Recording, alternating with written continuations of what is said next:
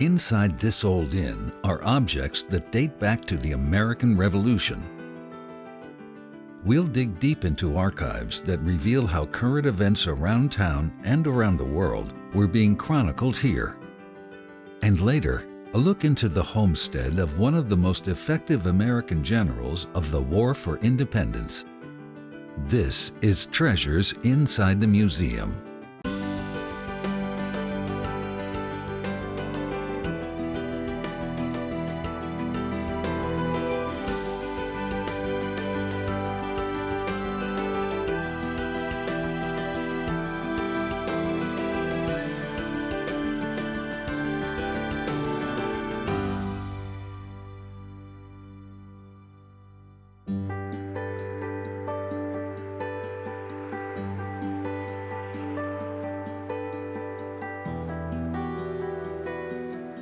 Inside of every museum is a world full of stories from the past, and each piece in a collection unlocks secrets from different chapters. At Longfellow's Wayside Inn and in the other buildings on the nearby campus, visitors are invited to step back in time. It's a special place, and it is everything. I mean, you can go in each room and look at each little artifact and everything we had, and you know, there's a story behind each one. But the entire place, because it's been here 300 years, is just special.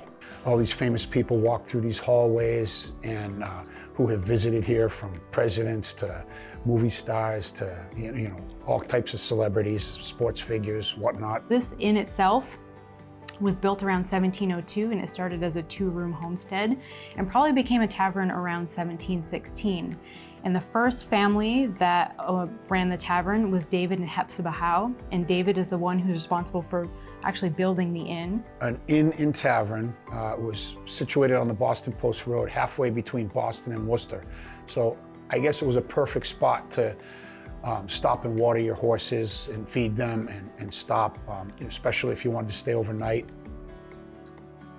The collections here include pieces of art and period furniture, an old piano, and several items that belonged to the original family.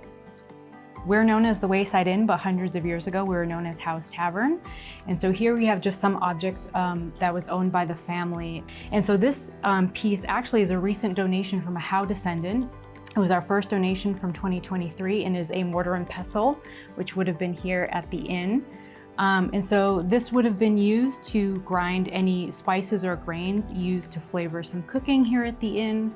And it's one of the only objects actually that we have of the first generation of innkeepers.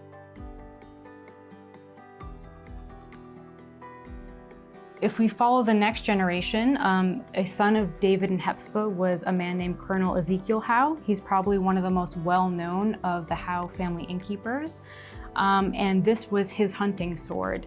And he's probably most well-known for his involvement in the Revolutionary War. On April 19, 1775, when the British had walked from Boston to Concord to try and seize military supplies from the American colonists, a Concord Express rider had come and sounded the alarm. And so Sudbury received the alarm around 3 or 4 a.m. And immediately all the men mustered into service. And so Colonel Ezekiel Howe led 2 of these companies, and by 9 a.m. they had reached Concord. And so we have his hunting sword here. This is different from a military sword in that it was smaller and much lighter and would have been just used on any type of hunting expedition. But it also kind of was used for ceremonial and decorative purposes. So you have a really beautiful, ornate handle. We also have a silver pocket watch. This belonged to Colonel Ezekiel Howe's son, Ezekiel Jr. Now, Ezekiel Jr. was not an innkeeper, but he did also participate in the Revolutionary War. And so one of the most pivotal battles was the Battle of Saratoga in upstate New York in 1777. And according to family lore, Ezekiel Jr. was severely injured in that battle. And fearing that he would die, he purchased this pocket watch from an officer in Burgoyne's army for $30 silver, and with the intention of sending it back to his betrothed Sarah Reed. But of course, he did not die. He recovered and returned home, and they were married. We can't verify the accuracy of that story. It's been passed down through generations of family lore. But part of my job here as the archivist and historian is to sort of parse through the lore and tell fact from fiction.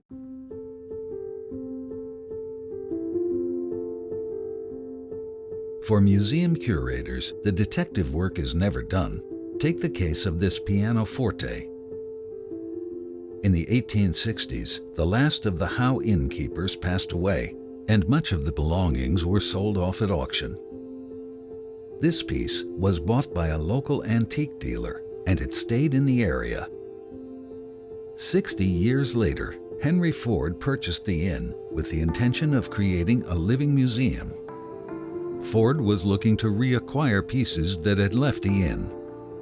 He bought back the piano and had it refurbished, but that's only part of the story. This pianoforte belonged to Jerusha Howe, who was of the last generation of the Howe family owners of the Wayside Inn. And this pianoforte would have been made by Alpheus Babcock in 1821. When we've had analysis of this piece, we've learned that there are some markings on the keys which lead us to believe that this is the 5th instrument that Babcock made in Boston. Boston and Philadelphia around the early 19th century were the places that pianos were being made. Prior to that time, pianos would have been imported. So this is an American-made piece. And if someone were to own a piano, it would show that your wealth, a place of refinement. The early 19th century was the age of refinement, and I should say that this is the first piano to have arrived in Sudbury, and Jerusha was probably in her 20s at that point, and so she would have used this piano to entertain guests. She would have played the piano in the parlor for those staying over. Popular songs would have been the Copenhagen Waltz or the Battle of Prague. And she also, we know from newspaper accounts and stories, that she had a beautiful singing voice as well. So that was her role as one of the early hostesses, inviting guests to enjoy.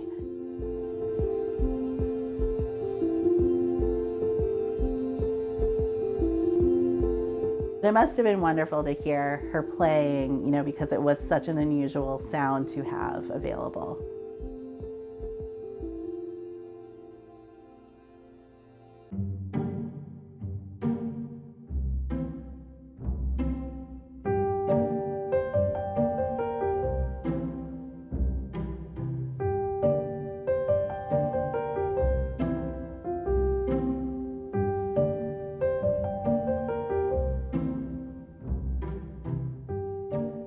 Piecing together over 300 years of history has been the collective work of generations of archivists and curators.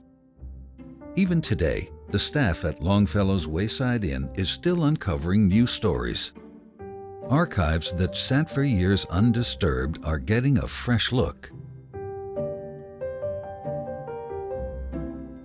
Re-examining the numerous documents and photographs is the job of archivist Lauren Prescott. This is one of the highlights from our archival collections. Between 1929 and 1950, the women, the hostesses who ran the front desk, were writing these daily journal entries about what was going on at the inn. Now this could be very mundane, from what the weather was to something of national importance, say the outbreak of World War II in 1939. And they're really almost like a scrapbook. So we have entries, but sometimes we have photographs as well. So here we have photos from the very first wedding that took place in 1940 in the Martha Mary Chapel. Some beautiful old images of the inn that some of the staff took. This talks about the outbreak of World War II, and it talks about conscription in 1940. We have some mention of King Edward VIII's abdication in 1936. We have an entry about the Lindbergh baby kidnapping in 1932. Wednesday, March 9th, 1932. The attention of the whole world is centered upon the safety and return of one little baby boy. One editorial expressed it in such a way to convey the idea that this world isn't such a bad place after all, when the affairs of the nation are forgotten temporarily while the search is being carried on. Inn folks are greatly concerned over the outcome of the affair because we feel as if we knew the Lindbergh family, as a result of the interesting visit Mrs. Evangeline Lindbergh made with us a few years ago. This really gives you an idea of what was going on at the inn and what people were talking and thinking about at that time, and they're just it's a great way to step back into history and see what was going on, what people were thinking, what was important for people, why, what the guests were talking about at the time.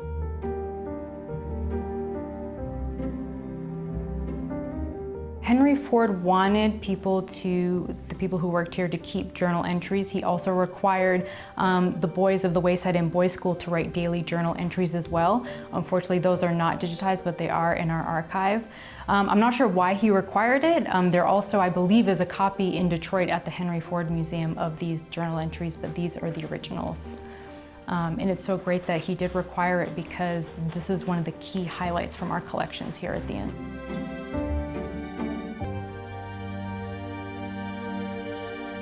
In another display on the second floor, 2 fans and a small ticket are part of an exhibit designed to add clarity to an often misunderstood resident.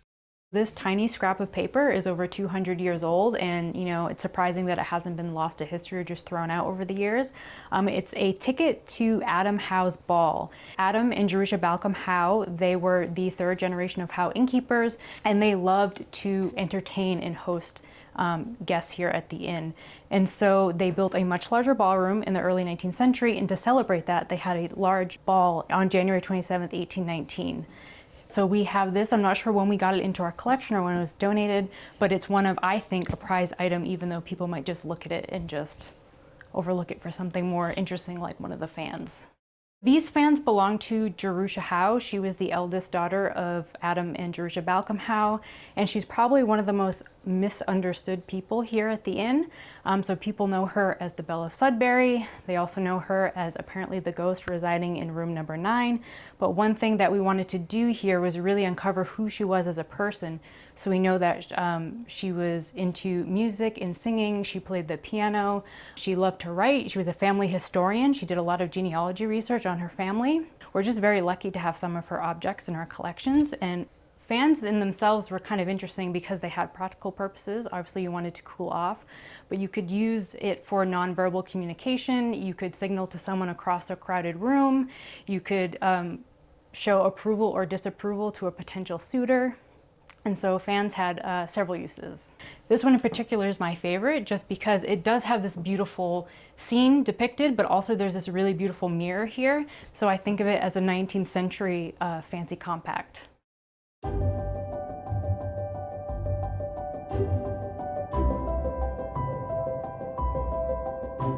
And here we have our temporary exhibition gallery, the Jerusha Howe Gallery. And one of our favorite pieces to show in this exhibition is the presidential sap bucket.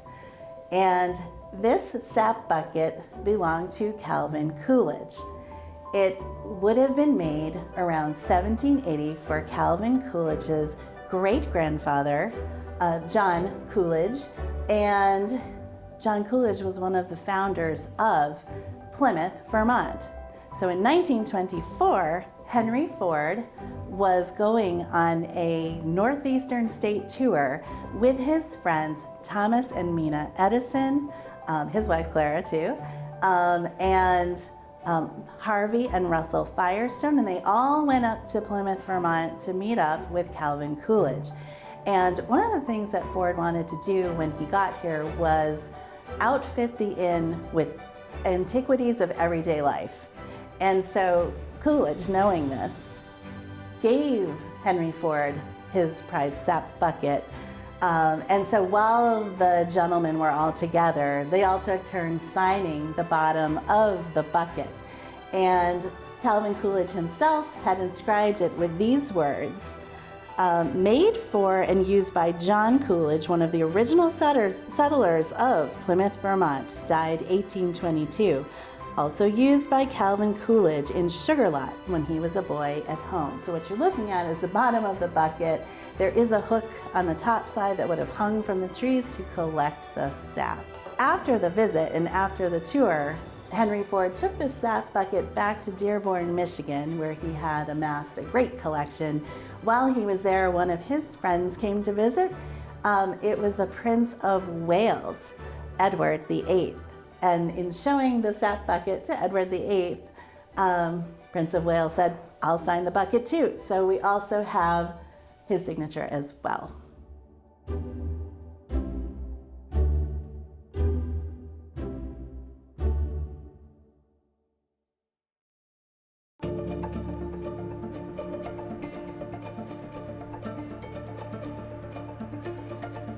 In 1923, when Henry Ford bought the inn, he expanded the property to almost 3,000 acres with the intention of creating a living museum. He added a one-room schoolhouse that was reportedly the inspiration for the rhyme, "Mary Had a Little Lamb." A fully functioning grist mill was built on the site, and to this day, the flour and corn meal is still used to make rolls and muffins at the inn. And in 1940, a small church was built.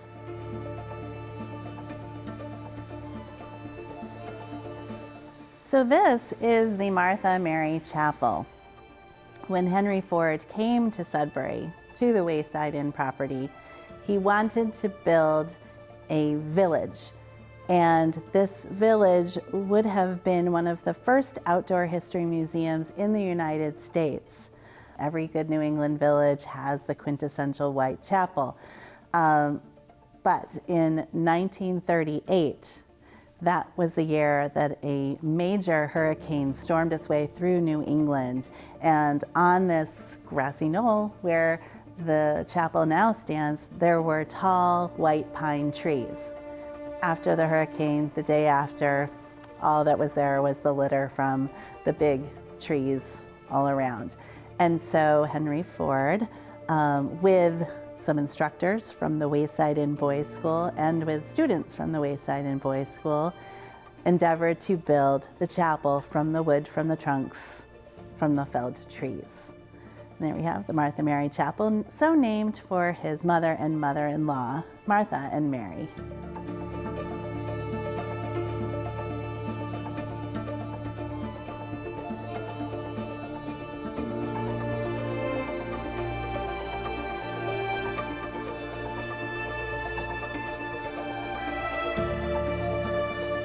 The whole church would have been modeled after an English-style church.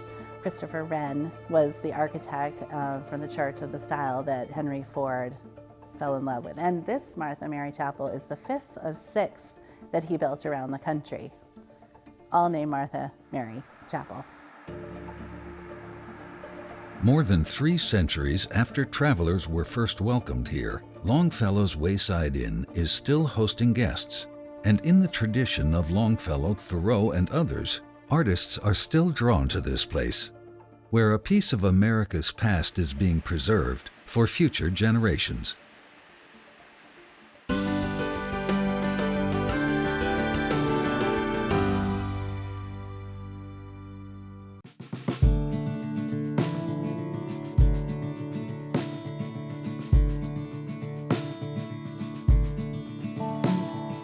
This is the homestead of Revolutionary War hero and native Rhode Islander, General Nathanael Greene. The home is filled with period pieces and treasures that tell the story of one of Rhode Island's famous families.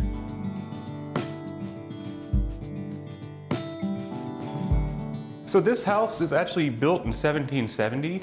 This right here is Nathanael Greene, Major General Nathanael Greene. He was actually Washington's number 2 throughout the Revolutionary War, starting at Valley Forge in 1778. This particular painting right here is the only known portrait that he actually set for. This original painting has survived for over 200 years, as well as an important part of this uniform. The red piece that you're seeing right here, most called it a sash. It started with General Washington. He actually grabbed a blue one that he called a ribbon. And it was a ribbon to distinguish himself, is what he said. Both General Greene and Colonel for most of the war, the General later on, Knox, had a red sash that they would wear. So this red sash is right here, right in front of me. This is a red silk sash that has actually lasted through the time and been passed down. So this sash is over 250 years old. It was made during the Revolutionary War. And the fact that you can see some red in here is very amazing, because both velvet and silk, and especially the color red, don't last any kind of light hitting on it. But here we are, we're looking at red, and you can see some of the gold, which is much of the color it should be after it fades after a while. So we're really lucky to have this in the first place, but also have it with the color shown as what he was wearing it. We're really excited to have it on display here. And this is Nathanael Greene's actual powder horn that he carried through the Revolutionary War. So two of the things that he carried for the whole 8 years when he was in the war, it's right here on this table.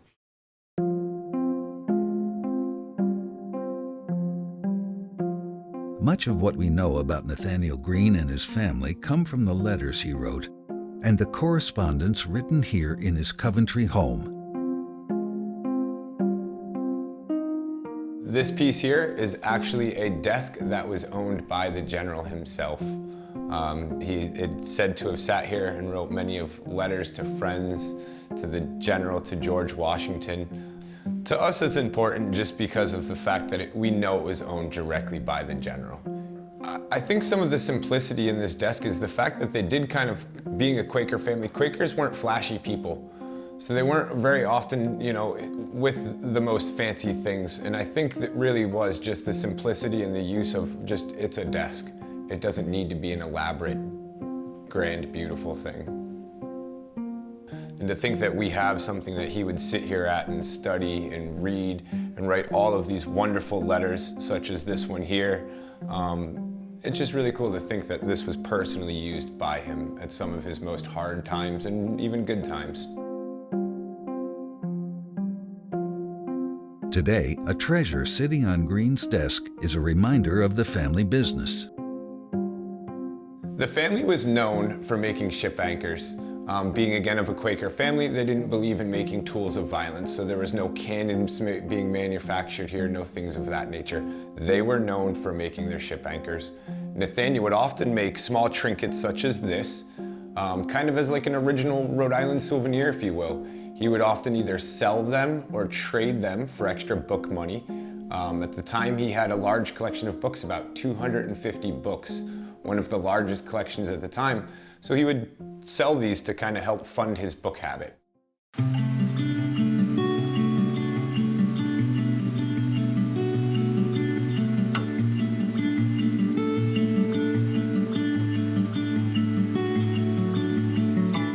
On the second floor of the home are several bedrooms, each interpreted as it might have been used by different members of the family.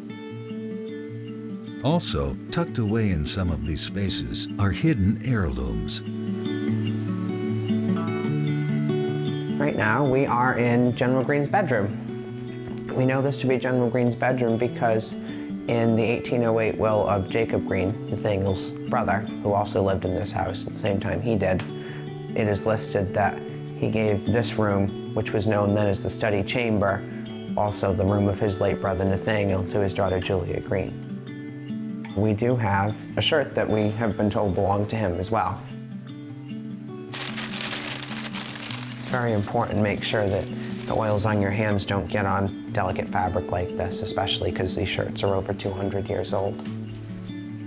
So this shirt here, the shirt we believe belonged to Jacob Greene. It was made sometime in the late 1700s, early 1800s. It's very difficult to place it with an exact date without like a year embroidered somewhere on it or his name or anything. But it was definitely a much nicer shirt than your average everyday workwear shirt.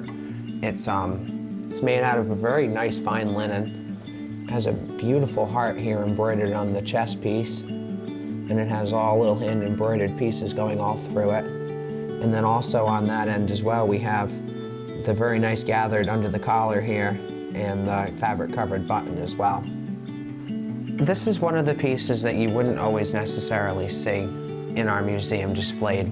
Part of that is due to the fact that it's very difficult to actually properly display items such as this because they often require a very large footprint to sit down on. We don't always have that kind of room here, but we do have a lot of very nice, very old pieces of textiles that we keep stored away, that we try to keep on top of making sure that they stay safe for preservation and for study, more for the educational aspect of it too as well.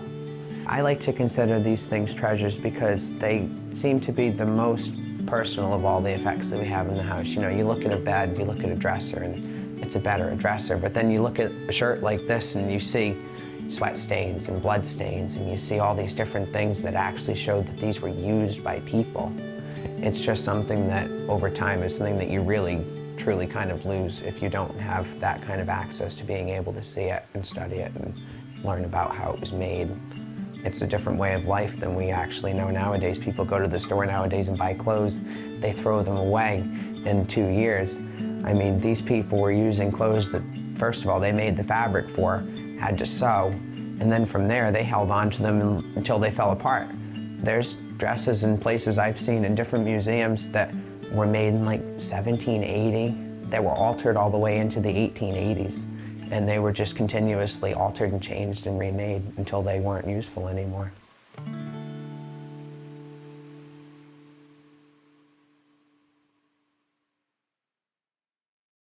The Nathanael Greene Homestead is rich in history.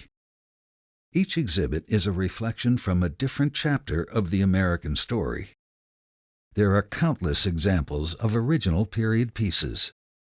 Many of them are original to the home, and many are very personal. This fan here was a gift from Nathaniel to his beautiful wife, Catherine Littlefield Greene, when they were married on July 20th of 1774. The fan is made of a beautiful silk in baleen, or for those not familiar, like whale teeth, if you will. Very beautiful piece, we're very lucky to have it. Nathaniel's wife, when they were married, she was 19, he was 33. She was said to be the love of his life. She was a very outgoing woman, very flirtatious, kind of charismatic, if you will. So this was a piece given directly to her from him. Another part of the textile collection not often displayed is this set of delicate lace baby bonnets that belong to the great-granddaughter of Nathaniel's brother, Jacob. They help to piece together the story of one family that had a lasting influence on the local area and the new nation. Stories that have been passed down through generations and are now preserved in this house museum in Rhode Island.